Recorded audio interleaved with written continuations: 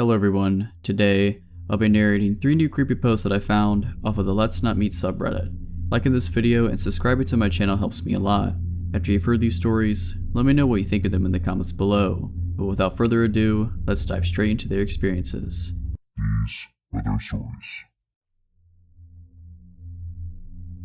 When I was 11, my single mom, 9-year-old sister, and 6-year-old brother moved into a beautiful, older, craftsman-style house. I heard it was around 80 years old back then in 1994. Soon after we moved in, we found out it was infested with cockroaches. I'd never seen anything like it. You'd turn on the lights at night and they'd scatter from every surface. We had to store all of our food that wasn't canned in the fridge, so they wouldn't get into it. We tried bug bombs and professional exterminators numerous times with no effect. Those things really can survive a nuclear war. Anyway, they weren't the reason we lived in the house less than a year before fleeing for our lives. I remember my mom discussing our next door neighbor's creepy son with my grandma. He was in his 20s or 30s. She'd been doing dishes one day and looked up to see him standing directly on the other side of the kitchen window, staring in at her. Normally, she would have kept something scary like this from us kids, but about at that time, she told us to tell her if we ever saw him near the house, and we weren't allowed to play outside. So, one afternoon we were all doing some spring cleaning, when my brother said he found a cigarette butt in the upstairs toilet. Weird, since nobody in our family smokes. Being a dumb little 6-year-old, he flushed it before telling our mom. I still remember her trying to get the entire story out of him, being upset that the evidence was gone, and thinking he might have been mistaken or maybe he'd picked up a butt somewhere outside of curiosity. She soon dropped it and we mostly forgot about it. I think it was a few weeks later. My brother was spending the night at our grandparents and my sister and I were the only ones upstairs. Our mom's bedroom was downstairs. My sister heard a sound like a screen door slamming, but she insisted it came from in the house and she was freaked out. I told her it was just from outside and to go to sleep. A minute later, we heard a strangled cough coming from just outside our bedroom door, a man's cough, and sounded like he was trying to keep from making noise. I whispered that we needed to get downstairs. We sneaked out of the room and I had the irrational urge to turn on the light in the bathroom, which was just across the hall from our bedroom, and check to see if anyone was there. Then just as strong of a feeling to get away from the bathroom and get downstairs now. The scariest moment of my life was when we were creeping down the stairs in the pitch black. It was a spiral enclosed stairway with walls, the perfect place for someone to hide. The stairway light was burned out and the wood steps were creaky, so it was terrifying making our way down. We got downstairs and woke up our mom, panicked that there was a guy upstairs in our bathroom. She started to tell us to go back to bed, but could see we were seriously scared. She went over to the bottom of the stairway to go up and show us that there was nothing to be scared about. Then she just had strong of a feeling to close the stairway door and lock it now. She did, called the cops, they found nothing and didn't really take us seriously. The next day, she called a PD detective friend of hers from high school to come over and inspect the house. Remembering the cigarette butt in the toilet, she had him look at the upstairs bathroom window. It was a high, narrow rectangular window, not very big but just wide enough for a person. Who knows how many times the intruder climbed our roof to get in and was upstairs while we were sleeping across the hall. The window swung up on hinges. When my mom's friend let the window drop, it sounded like a screen door slamming. He said the locks on all the windows were so old they were practically useless, and we needed to get out of the house immediately. We moved into my grandparents' house that day. When my mom went with her brothers a few days later to pack up some things, a back door had been smashed open, but nothing in the house was disturbed. A few years later, we heard the neighbor's son was arrested for attempted murder. I still wonder what might have happened if I turned on that bathroom light, if my mom didn't lock the stairway door, or if we didn't leave the house when we did. Backstory: my wife and I don't live together. She had become abusive over the last few months, mostly towards our daughter. Our daughter is almost 18 months old and is my whole world. I am unemployed at the moment, but my mother had been helping me out a lot. Today at around 4 p.m, I took my daughter to the store. I usually do this around the time she wakes up from her nap.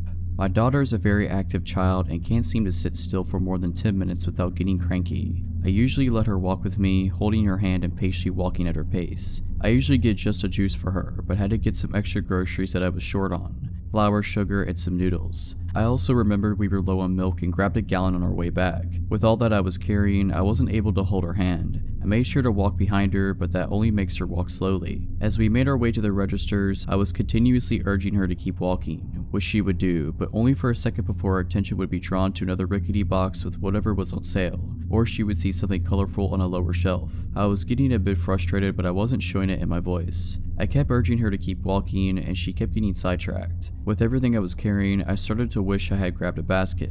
At the front, their customer service desk holds register 1, which was thankfully open. I want to take the time to mention that my daughter is very fond of saying hi and waving at everyone. I set everything up to get rung up, but the service attendant was busy with the return of the customer service area, so I had to wait. The entrance to the store is to my right. The only exit door is behind the service desk, which leads into the small foyer before leading to the other doors. As people enter, they have to pass the customer service desk. I was being fatherly to my daughter, trying to entertain her with patty cake and the itsy bitsy spider. While we waited for the cashier to check us out, my daughter would frequently wave at people passing and say hi in her squeaky toddler voice. Some people would smile and wave back, while others would stop to adore her. At this point, I'm used to people doing that. The lady was ready to check us out, and I told my daughter to hold my hand, since I wouldn't be looking her way. I had to pull my wallet out to retrieve my debit card to pay for the groceries and let her hand go for a moment. I kept looking her way to make sure she wasn't wandering off. The lady went to hand me my receipt when she all of a sudden yelled at someone behind me. "What are you doing with his daughter?" She bellowed as I turned to look at a man who had picked her up and started running towards the entrance doors. I was shocked. The doors didn't open since they were a one-way set of doors, and the cashier quickly picked up the phone yelling that she was calling the police. I was stunned to the point of immobilization, but quickly realized what was going on.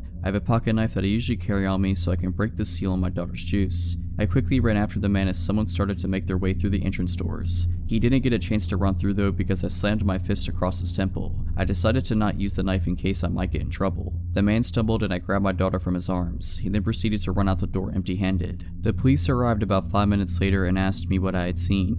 I explained that I hadn't seen the man's face since he had long hair and a beard. He was also wearing a hoodie, which wasn't that much of a surprise. They took the statement of several witnesses, including the cashiers, and had already had other officers searching the area. Someone had said the guy had ran behind the building, but the officers didn't find anyone. The police took us home and then asked more questions like, "Have you seen him before? Do you know anyone who looks like this man?" And they proceeded to ask about the home life. CPS had been over earlier in the day to discuss my wife's mental health plan, and the police had been here earlier as well. The officers asked if we needed any groceries or anything. I told them no. The officers left, leaving me their cards in case I saw the guy around the area. About 20 minutes later, I got a knock at the door. To my surprise, the officers had returned with the largest box of Pampers diapers I had ever seen, a large box of wipes, about 6 large Winco bags of groceries, and a couple bag of toys. They had left us with a Christmas card saying I was a strong father to have had so much go on recently, and that my daughter was lucky to have such a great father. There was a $100 bill in the card too, wrapped in a note that said to get a drink or two if I needed it. I don't drink, so I'll probably get some extra Christmas presents for my mom and daughter. So, to the guy that tried to kidnap my daughter, I hope the police find you.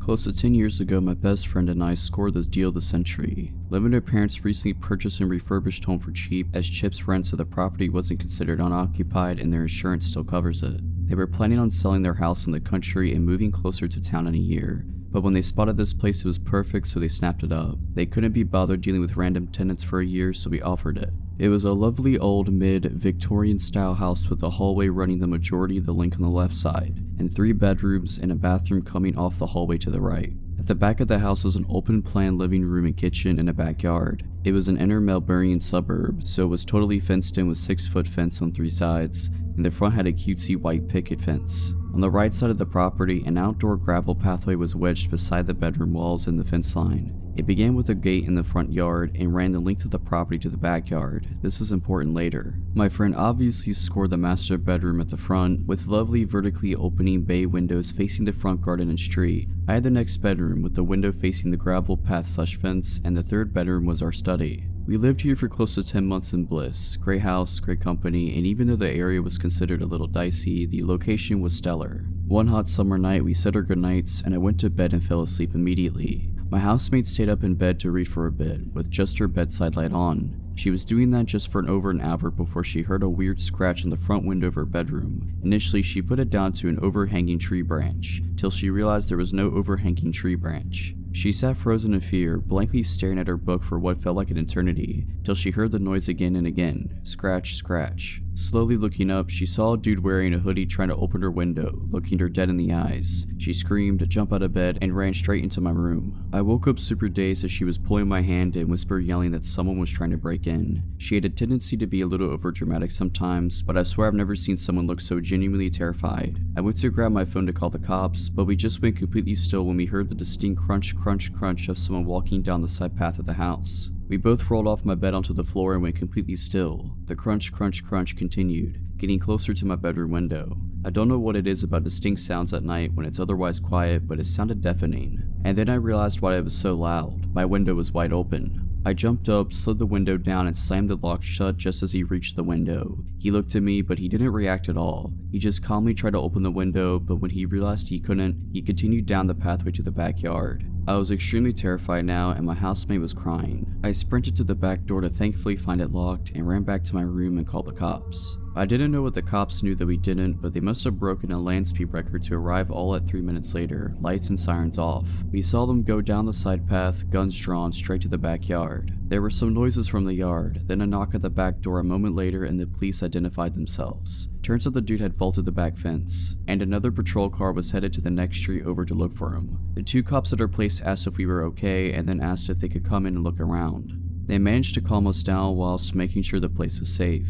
They took our statements and they asked if there was anyone we could stay with tonight. My housemate and I stayed at our boyfriend's place for a few nights after that, and when we stayed in the house, it was never the same. We felt completely violated and ended up moving out a few weeks later. We never found out if the dude was caught, but there was a random stabbing a few nights after the incident at the train station 2 streets over. If it was related or not, I don't know, but all I can think is that we were so lucky that it went the way it did. Alright, so that's it. Hope you enjoyed this video. If you did, consider liking this video and subscribing to my channel. Let me know what you thought of these stories in the comments below. But as always, Have a nice day.